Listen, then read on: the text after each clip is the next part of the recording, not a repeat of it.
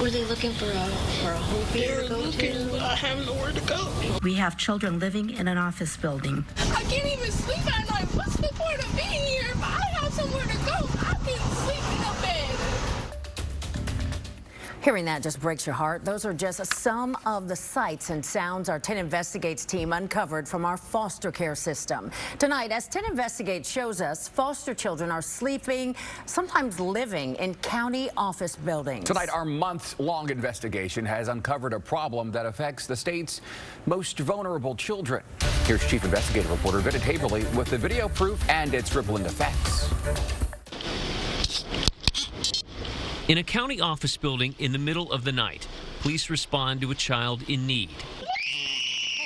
A teenage girl in crisis who has threatened staff and been taken to the ground. I don't want to be here. Okay. And I'm not going to the hospital either. This is Franklin County Children's Services Intake Center, where 10 Investigates found children in Ohio's foster care system have ended up sleeping or sometimes living when the county cannot find a suitable foster home or placement. How'd you end up here? I have nowhere to go. Who brought you here? My caseworker. Your caseworker? Yeah, Were you staying at a foster Monday. home? I was in the hospital, but I just got here Monday. I have nowhere to go. While the body camera footage has been pixelated by Whitehall police, you can still hear conversations, including this moment between a Whitehall officer and a Children's Services supervisor. This is where she's been sleeping and everything. Yeah, she's been here for quite a few days, so she's kind of taken over this room. Hey, Brooke. How's it going? Good, how are you? Brooke Cano is the Whitehall officer who responded to that call last July and managed to calm the girl down. You were just wrestled to the ground. You're a couple weeks pregnant. You have a lot going on right now, okay? You need a minute to breathe. Cano told us she has a passion for these calls, often playing the teens' favorite music while transporting them to the children's hospital for further evaluation. This is just one of several calls Cano and her fellow officers have made within the past year. Unfortunately, you see that some of these kids are there for an extended period of time. 4 months later, on Thanksgiving weekend, the same teenage girl is referenced in this police report, noting she'd run away from the building. 11 days later, on December 7th, our camera captured video of a girl matching her exact description, standing outside FCCS, wrapped in a blanket. Again, it goes back to placement. You know, sometimes they don't have the placement, or the foster homes don't have extra space, or there's not enough foster parents to go around, and they do what they can, but it's a sad turn of events for these kids. I know, I've been in so many placements, it's crazy. I don't want to be here. I don't even know what to do no more. They can't find nowhere else for me to go. This 16-year-old ran away from the FCCS office, telling police this summer she's been in the foster care system since she was 9 months old. Well, let's... I'm frustrated. Okay. I have to sit here and spend the night on this couch that it's hard and it hurts my back.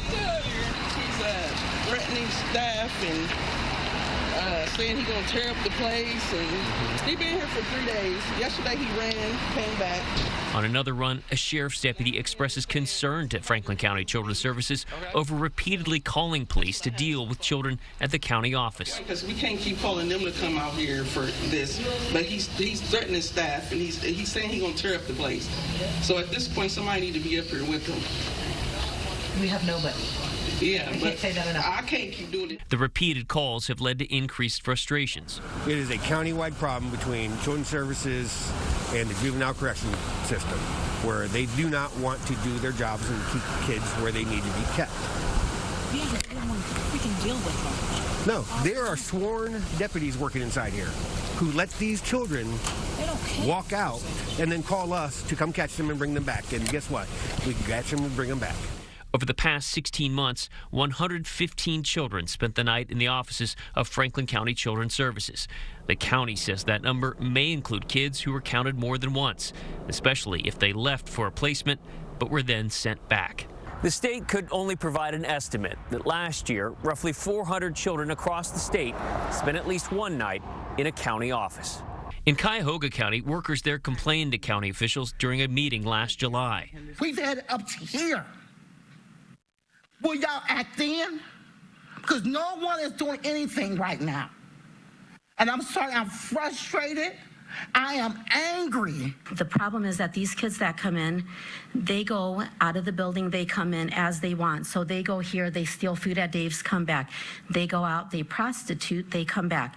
They come back and they take this new one that came in and take her out to prostitute or to get raped. That's not what we're supposed to do. We removed kids from people's homes because you're not protecting them. But that's what they're doing there, and nobody is protecting them.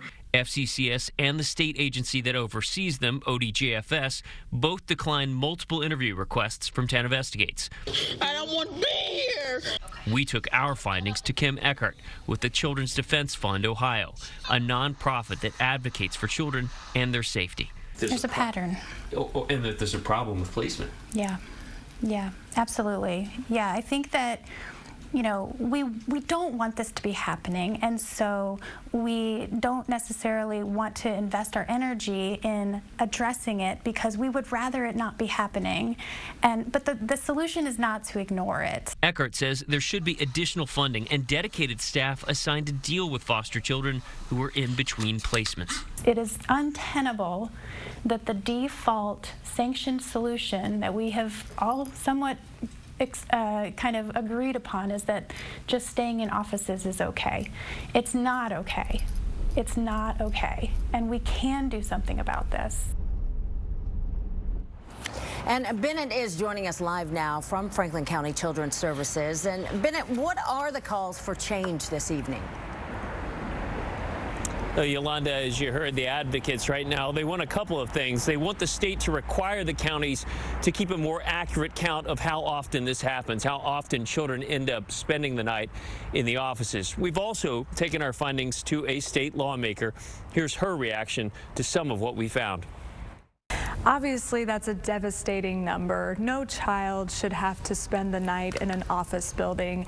And I think really what this highlights is that statewide, we are experiencing a huge shortage of foster caregivers. And that was Representative Susan Manchester. What she said is the same thing that the state, the same thing that FCCS told us, which is that there is a need for additional foster parents in the state of Ohio. But the advocates have said that's not enough, that this issue needs attention right now and that could involve additional funding. They're calling it a crisis. Reporting live in Whitehall tonight, Bennett Haberly, 10 Investigates.